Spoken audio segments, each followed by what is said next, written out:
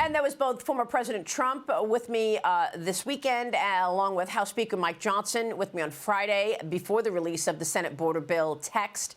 Trump now is doubling down on that criticism of the deal. He's out with a new statement this morning, writing on Truth Social, "This bill is a great gift to the Democrats and a death wish for the Republican Party. It takes the horrible job the Democrats have done on immigration and the border, absolves them, and puts it all squarely on the shoulders of Republicans. We need a separate border and immigration bill.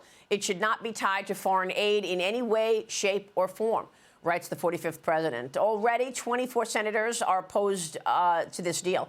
21 Republicans, 2 Democrats, and Bernie Sanders as well coming out against the bill.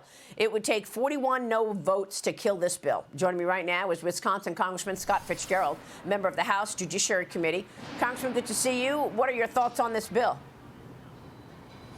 Yeah, I think Senator Lankford was given a difficult task, and that was to try and negotiate a moderate bill in the U.S. Senate that was somehow going to make its way through the House of Representatives.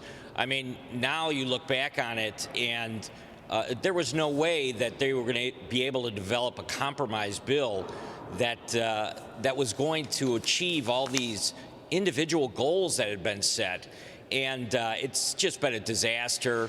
Last night in the whip meeting, it was very clear that this is something that possibly doesn't make it out of the Senate, like you said, and is dead on arrival over in the House.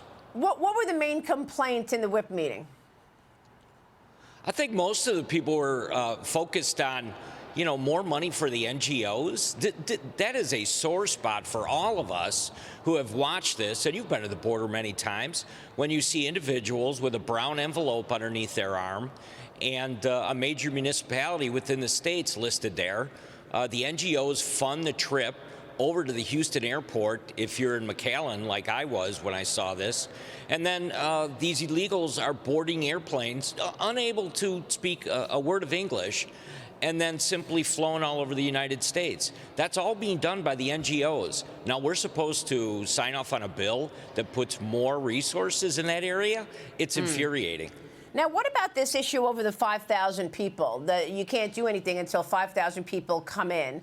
What are your thoughts there? Because going into this, looking at the actual text, all we kept hearing from the writers of this legislation, Kirsten Sinema and James Lankford, is that, oh, don't believe what you read on the internet and don't believe the hype about the 5,000. But in fact, that is what it is, right? 5,000 have to come in before anything gets done about it. Yeah, it's even worse, I think. It's a rolling total of 5,000. Gives the ability to the executive branch to simply cut that off at any time they want to and allow as many illegals back over the border. So if you kind of look at the numbers that they've been tossing around, it's pretty much very similar to what was on the internet before the bill was released. Now that we've seen the text, I mean, that's a huge issue and a huge give that the Republicans must have sat across the table from the Democrats on and said, yeah, this is something we think that makes sense. It's just another piece of this very bad bill. So all of these senators who are pushing this bill, where are they on the impeachment of Alejandro Mayorkas?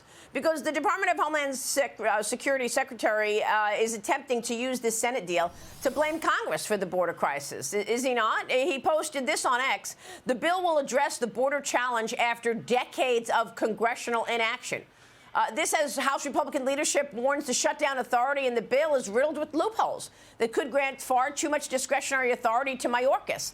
The House could vote on impeaching Mayorkas as soon as today. He's accused of refusing to comply with law, federal immigration law, breaching public trust, Congressman. So what Alejandro Mayorkas is writing on X is that it's your fault. You and your colleagues, it's your fault. Right. He's been before the Judiciary Committee a number of times, a committee I sit on. I've been able to ask him questions directly. I think the area that most members are really upset about is when he sat there after raising his right hand and swearing to tell the truth and said with a straight face that there was full operational control of the border. We laughed amongst ourselves when he would say it, because it's absolutely just not true. And for him to once again kind of relay that information to the executive branch, I mean, if that's the information he was given to the president, Obviously we're in an area that certainly, I think, one of the two articles of impeachment would be right on the mark with. All right, Congressman, we're going to be watching. Do you think at the end of this day this bill fails? Yeah, I think, like the Speaker said, I think it's dead on arrival over in the House, and as a result of that, it's not going to get the momentum that it probably needs over in the Senate. All right, Congressman, we'll be watching all of this. Great to have you this morning. Thank you, sir.